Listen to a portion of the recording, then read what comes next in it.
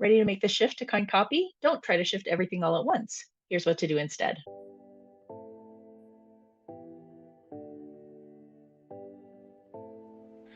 Welcome to Kind Copy with Jen, where we're revolutionizing the way we think about marketing and sales copy.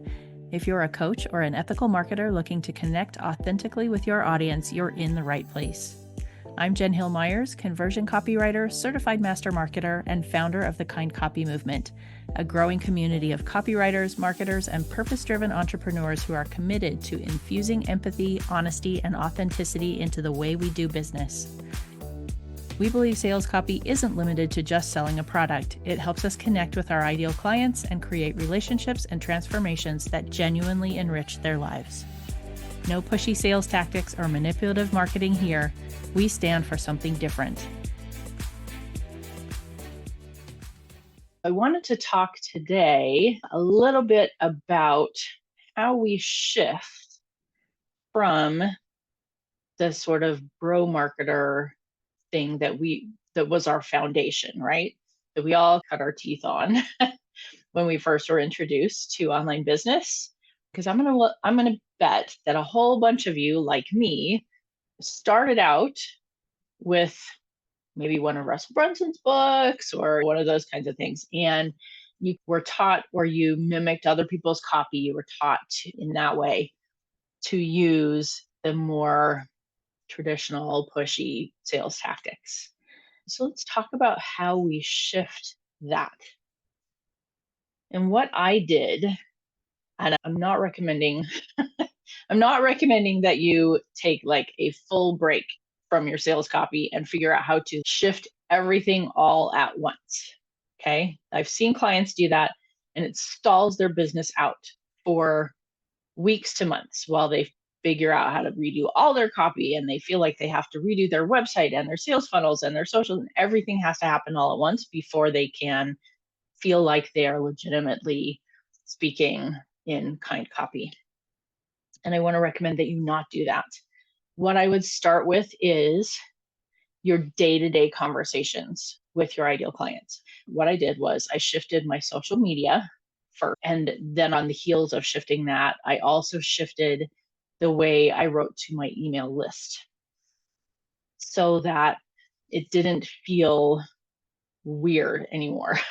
And that's behind what has kept you from being visible, right, on social media, because it felt weird.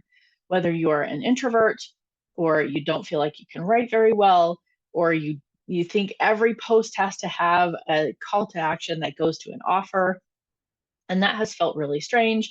I got caught in a cycle for a while early on because I had a subscription to one of the social media programs that has images and captions and things. And you're supposed to have your educational and your inspirational and behind the scenes. And then there's sales as a category, as a pillar. And I got caught for a while always skipping the sales post where I was supposed to talk about one of my offers because of this.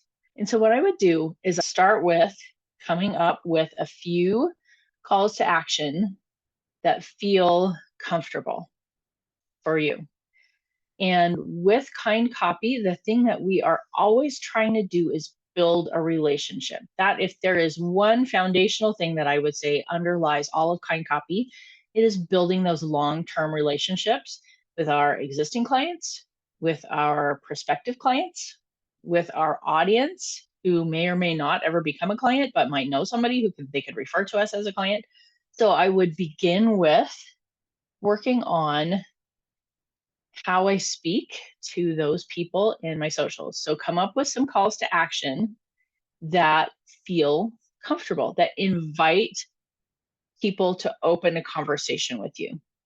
So whether that is drop a comment, send me a DM, or even better, without even saying send me a DM or drop a comment, ask a question, right? So if we ask a question, it's implied that we're asking for a comment or a DM, right? End your social post with a question that is going to invite discussion. Okay, start there. Then the next thing on your social post to work on, because I know that you are an expert in what you do, that you want to serve your people, that the meat of your social posts you've got. You can educate and inspire every day of the week in the meat of your social posts, but they're not performing because of call to action and or hook. So you're going to do the call to action first. You're going to ask a question. Then you're going to move to the hook.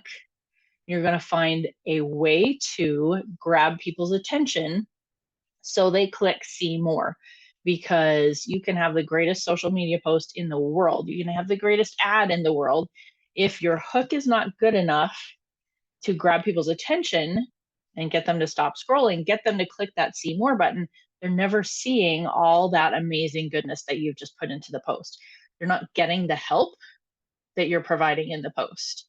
They're not answering the question or being invited to work with you. So we've got to work on the hooks. Now, hook is one of those words that is loaded, right? If we're coming from bro marketer speak, because hooking you and pulling you in, if we're using the fishing metaphor, the hook in the mouth of the fish, it feels like the fish does not want to get onto the hook. And so using the word hook makes us think we are grabbing someone who doesn't want to be here and pulling them in. I want you to rethink the way that you think of the word hook. And I use the word hook just because it is the word that people know. But what I want you to think about as you're writing your hooks for your social media is, how do I drop people into the middle of the story? That always grabs attention, right?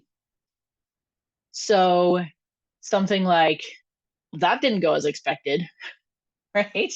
That's going to grab attention. Now we're curious, right? And we want to know what happened. I couldn't believe I found it at the bottom of my sock drawer. There it was staring at me in the aisle of the grocery store, right? So we're going to drop them in the middle of the action of the story. And then we can provide the context. We all have this feeling that the story needs to be told from in the beginning, there was this, and then this, and we have to add all the backstory, right? My dear sweet mother-in-law who passed last year, bless her heart, was a great storyteller, but also had to give so much backstory that the tangent that she went on to give us all of the backstory meant that we lost the plot of the story entirely most of the time. You don't have to give all the backstory. It's a social media post. Drop them in the middle of the action so that it's like, whoa, what happened? I've got to find out what happened in this story. And then we transition to educating, inspiring, informing, right? And then we give a good call to action, which for relationship building is going to be asking a question to open a dialogue with our ideal clients. Same thing goes for emails, right? We're going to start with dropping them right in the middle of the action. Once you've got them hooked into the story, once you've got them excited about, drawn in, intrigued, those are better words than hook. Once we have them intrigued and they're into the story, we can go back and give a little backstory if we need to for context and clarity, but we want to get them into the story first. And you notice if you pick up your favorite fiction book, it probably doesn't start with the hero's birth and then go through their entire childhood. There's probably a couple there, but think of like Harry Potter. It doesn't, we have the little prologue of his being dropped off at the Dursleys, but there's a whole bunch of story there that we didn't get to see before the Voldemort part. Be thinking about ways you can shift your social media posts to using this method to open a dialogue with your ideal clients, with your current clients, with your audience.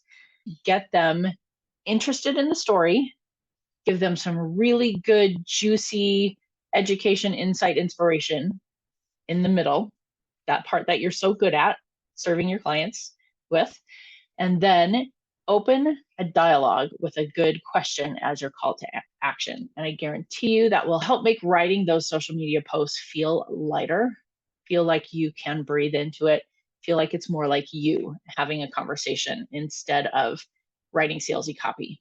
Okay, that's where we're going to start, is with those day-to-day interactions. And then we can move on to working on your other copy, your website copy, your sales funnels, your ads. All of that stuff can come, but we want to establish that brand voice and that dialogue and the way you speak to your ideal clients day to day in those social media posts, weekly in your emails, right? And develop that muscle.